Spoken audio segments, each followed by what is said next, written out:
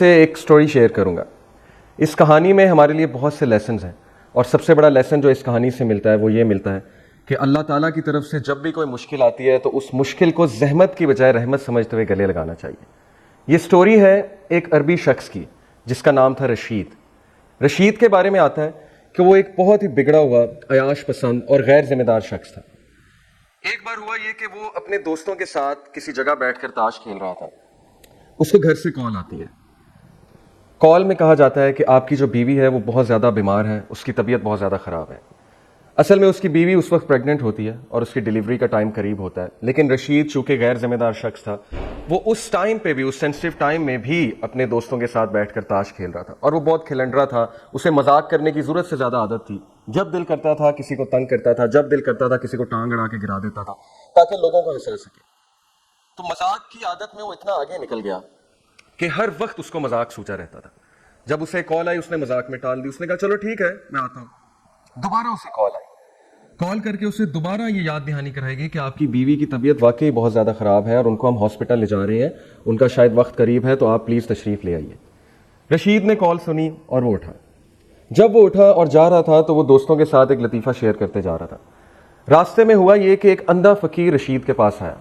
اندھے فقیر نے رشید سے مدد طلب کی اور کہا کہ اللہ کے لیے میری مدد کرو, میں نابینا ہوں. رشید عادت سے مجبور, اس نے اندھے فقیر کو اسی وقت ٹانگ اڑائی اور اندھا فقیر چلتا چلتا گر گیا. جیسے اس نے اندھے فقیر کو گرتے دیکھا اس نے اپنے دوستوں کے ساتھ ایک اونچی کہکا لگایا اور تمام دوست بھی ہنسنے لگ گئے اور وہ بھی ہنسنے لگ گئے. یہ حرکت کر کے رشید ہاسپٹل کی طرف چلا, اور ہاسپٹل کی طرف جب پہنچا تو ڈاکٹرز نے اسے بلایا. ڈاکٹرز نے کہا کہ آپ لیٹ ہو گئے ہیں, آپ کی بیوی کو بچہ ہوا ہے اور آپ کو بیٹا ہوا ہے. رشید کو بہت خوشی ہوئی, لیکن ڈاکٹرز اتنے خوش نہیں لگ رہے تھے. رشید کو تھوڑا سا اشتیاق ہوا کہ کیا وجہ ہے کہ ڈاکٹرز اتنے خوش نہیں لگ رہے. اس نے ڈاکٹر سے پوچھا کہ سب خیریت تو ہے؟ ڈاکٹرز نے کہا کہ جی اللہ تعالیٰ نے آپ کو بیٹا تو دیا ہے, لیکن اس کی بینائی نہیں, وہ کبھی نہیں دیکھ سکتا, اس کی آنکھیں بالکل کام نہیں کرتی. رشید نے جیسے یہ سنا اس نے کہا کہ مجھے ایسے لگا کہ کسی نے مجھ پہ بہت بڑا پہاڑ گرا دیا, اور فوراً اس کا ذہن اس اندھے فقیر کی طرف گیا اور اس کے ذہن میں آیا کہ شاید اللہ نے مجھے پنش کرنے کے لیے, اللہ نے مجھے سزا دینے کے لیے, مجھے احساس دلانے کے لیے کہ تم نے اس اندھے فقیر کا مذاق اڑایا تھا, لو میں تمہیں اندھی اولاد دیتا ہوں. اس دن سے رشید نے اس بچے کو زحمت سمجھنا شروع کیا. رشید کہتا ہے کہ مجھے اس بچے سے سخت نفرت ہو گئی. جب بھی وہ بچہ میرے سامنے آتا تھا مجھے کراہت محسوس ہوتی تھی اور میں اس کو اوائڈ کرتا تھا, جبکہ اس کی والدہ اس بچے سے اتنی ہی محبت کرتی تھی جتنی میں اس سے نفرت کرتا تھا.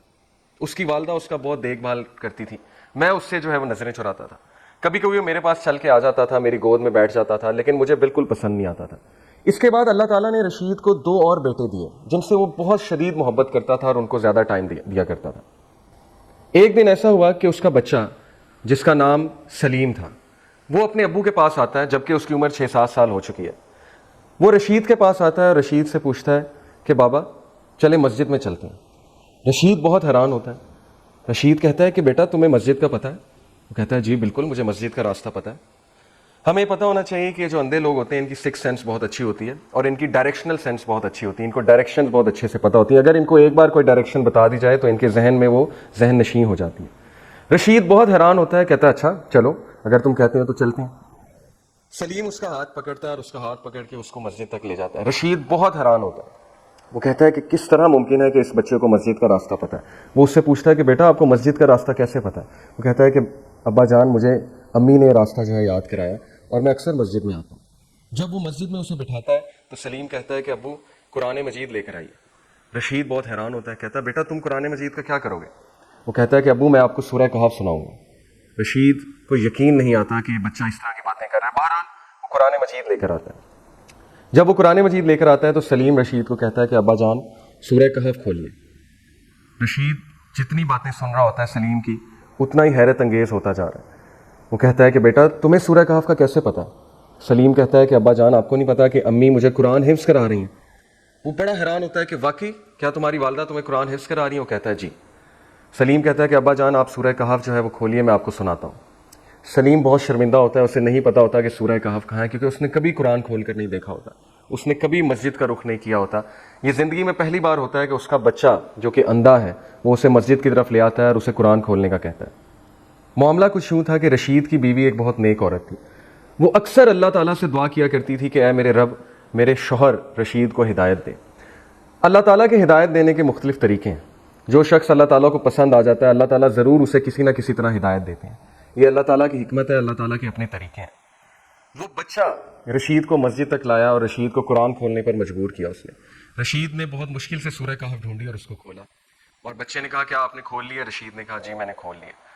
اس بچے نے سورہ کہف کی تلاوت کرنی شروع کی. رشید جیسے جیسے اس کی تلاوت سنتا گیا اس کی آنکھیں نم ہوتی گئیں, اس کی آنکھوں میں آنسو آتے گئے اور وہ زور و قطار رونے لگا. سلیم نے کہا کہ بابا آپ کیوں رو رہے ہیں؟ کیا آپ کو میری تلاوت پسند نہیں آئی؟ رشید نے کہا کہ بیٹا اتنی خوبصورت تلاوت میں نے زندگی میں کبھی نہیں سنی, اور اتنا خوبصورت بچہ میں نے زندگی میں کبھی نہیں دیکھا. رشید اتنا رویا اور اس نے اسی وقت اللہ سبحانہ و تعالیٰ سے توبہ کی. اس نے کہا کہ اے میرے رب, تو نے مجھے ہاتھ دیے, تو نے مجھے دیکھنے کے لیے آنکھیں دیں, تو نے مجھے پیر دیے, لیکن کبھی بھی یہ پیر مجھے مسجد تک لے کر نہیں آئی, کبھی بھی یہ آنکھیں مجھے قرآن کی طرف لے کر نہیں آئیں. لیکن یہ بچہ جس کو میں ایک بوجھ سمجھتا تھا, جس کو میں اپنے اوپر پہاڑ سمجھتا تھا, جس کو میں زحمت سمجھتا تھا, آج اس بچے نے مجھے یہ شو کیا, آج اس بچے نے مجھے پروو کیا کہ بے شک آنکھیں اندھی نہیں ہوتیں بلکہ انسان کے دل اندھے ہوا کرتے ہیں. اس بچے کا دل زندہ ہے. اس بچے نے یہ ثابت کیا کہ آنکھیں ضروری نہیں قرآن حفظ کرنے کے لیے, قرآن حفظ کرنے کے لیے دلوں کا زندہ ہونا ضروری ہے. رشید نے اس دن کے بعد یہ ٹھان لی کہ آج کے بعد کوئی نماز نہیں چھوڑوں گا, آج کے بعد کوئی ایسا دن نہیں ہوگا جب میں قرآن مجید کی تلاوت نہیں کروں گا.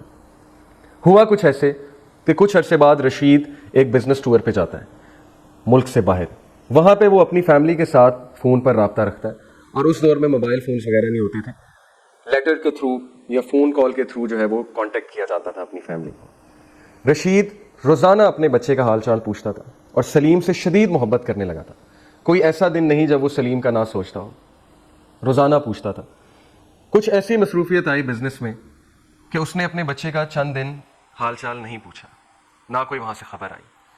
اب وہ بہت بےتاب تھا کہ وہ گھر جائے اور سب سے پہلے اپنے سلیم کو گلے سے لگائے.